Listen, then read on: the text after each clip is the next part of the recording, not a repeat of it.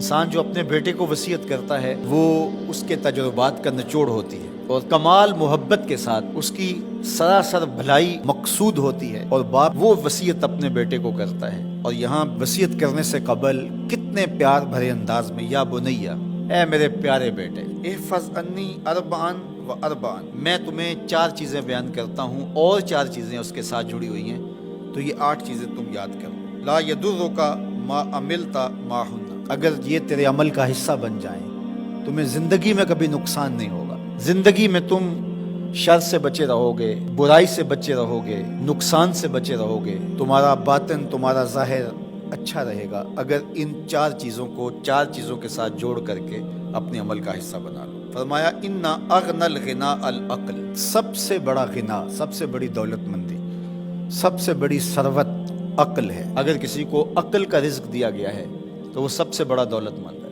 اگر اس کے پاس مال و متاع بہت سارے ہیں لیکن بے وقوف ہے تو وہ دولت مندی نہیں ہے۔ وَأَكْبَرُ الْفَقْرِ الْحُمْقُ، اور سب سے بڑا فقر اور سب سے بڑی محتاجی جہالت ہے۔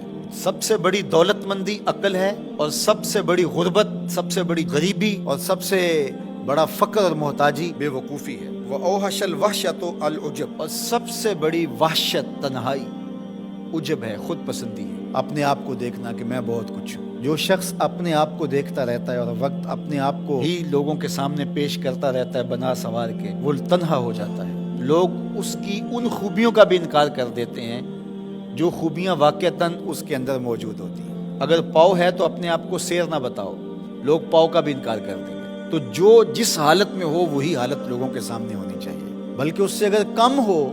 شیخ سعدی نے ایک بڑی خوبصورت بات لکھی کہ تم برے ہو لوگ تجھے نیک سمجھیں یہ بری بات ہے، لیکن تم نیک ہو اور لوگ تجھے برا سمجھیں تو کوئی فرق نہیں پڑتا، تم اللہ کی نظر میں نیک ہو۔ اس لیے تم اگر سیر ہو اور لوگ تمہیں پاؤ سمجھیں تو کوئی فرق نہیں پڑتا، لیکن اگر تم اپنے آپ کو پیش کر رہے ہو تو لوگ تمہاری اس حیثیت کا بھی انکار کر دیں گے جو تمہیں حاصل ہے۔ وَأَكْرَمُ الْحَسَبِ حُسْنُ الْخُلُقِ، سب سے اچھا جو حسب و نسب ہے وہ کیا ہے؟ میں فلاں ہوتا ہوں، میں فلاں ہوتا ہوں، میں فلاں کا بیٹا ہوں، فلاں قبیلے سے میرا تعلق ہے، میرا باپ بڑا امیر کبیر تھا۔ اپنا حسب نامہ اس طرح لوگ پیش کرتے ہیں، مجھے جانتے ہو کہ میں فلاں ابن فلاں ہوں۔ سیدنا علی المرتضیٰ فرماتے ہیں بہترین جو حسب ہے جو آپ پیش کرتے ہیں وہ کیا ہے؟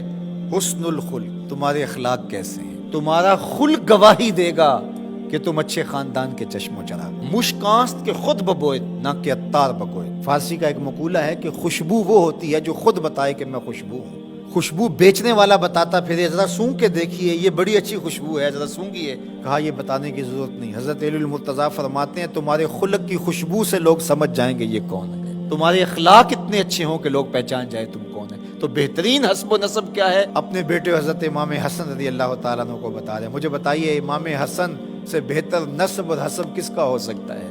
رسول اللہ کی بیٹی کے بیٹے، امام الاولیاء کے فرزند ہیں، رسول اللہ کے نواسے ہیں، بنو ہاشم کے چشم و چراغ ہیں۔ تو انہیں یہ نہیں کہا کہ تم یہ بتاتے پھرنا، بلکہ کہا کہ تمہارا خلق گواہی دے کہ میں محمد کا نواسا ہوں، تمہارے اخلاق گواہی دے کہ میں نے فاطمہ کا دودھ پیا ہے، تمہارا کردار گواہی دے، تمہاری شجاعت گواہی دے کہ تم علی کے فرزند ارجمند ہو۔ اللہ اکبر۔ پھر حضرت علی المرتضیٰ رضی اللہ تعالیٰ عنہ ان چیزوں کو بیان کرنے کے بعد فرماتے ہیں یا بنیا، اے میرے بیٹے، ایاک والمصادقہ الاحمق، بے وقوف شخص کی دوستی سے ہمیشہ بچنا۔ فإنہ یرید ان ینفعک فیضرک، وہ دل سے چاہے کہ تمہیں نفع پہنچائے لیکن اپنی جہالت کی وجہ سے، اپنی بے وقوفی کی وجہ سے تمہیں نفع نہیں پہنچا سکے گا، تمہیں نقصان پہنچا دے گا۔ کہا جاتا ہے کہ بے وقوف دوست سے دانا دشمن اچھا ہے، تو وہ اسی قول کا مفہوم ہے۔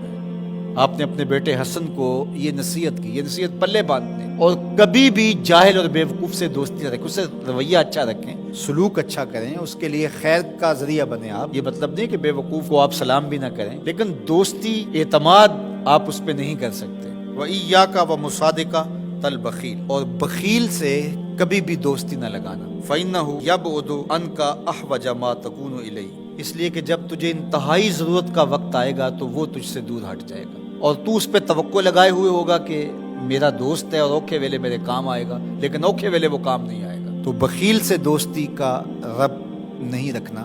وَإِيَّاكَ وَمُصَادَقَةَ الْفَاجِرِ، بدکار شخص سے کبھی دوستی نہ رکھ، برے شخص سے کبھی دوستی کا رشتہ نہ جوڑنا۔ فَإِنَّهُ يَبِيعُكَ بِالطَّافَةِ، جو فاسق و فاجر ہے، برا شخص ہے، بدکار ہے، اس سے دوستی نہ رکھنا، اس لیے کہ وہ بہت تھوڑی قیمت میں تجھے بیچ دے گا۔ اور آخری بات، وَإِيَّاكَ وَمُصَادَقَةَ الْكَذَّابِ، جھوٹے آدمیوں سے کبھی دوست نہیں رکھنا۔ فَإِنَّهُ كَالسَّرَابِ يُقَرِّبُ عَلَيْكَ الْبَعِيدَ وَيُبْعِدُ عَلَيْكَ الْقَرِيبَ، وہ بعید کو تجھے قریب دکھائے گا، قریب کو تجھے بعید دکھائے گا۔ جو چیز قریب ہوتی ہے، جو سراب ہوتا ہے تو دور سے پانی دکھائی دیتا ہے، لیکن جب قریب جا کے دیکھتے ہیں تو سراب ہوتا ہے، پانی نہیں ہوتا۔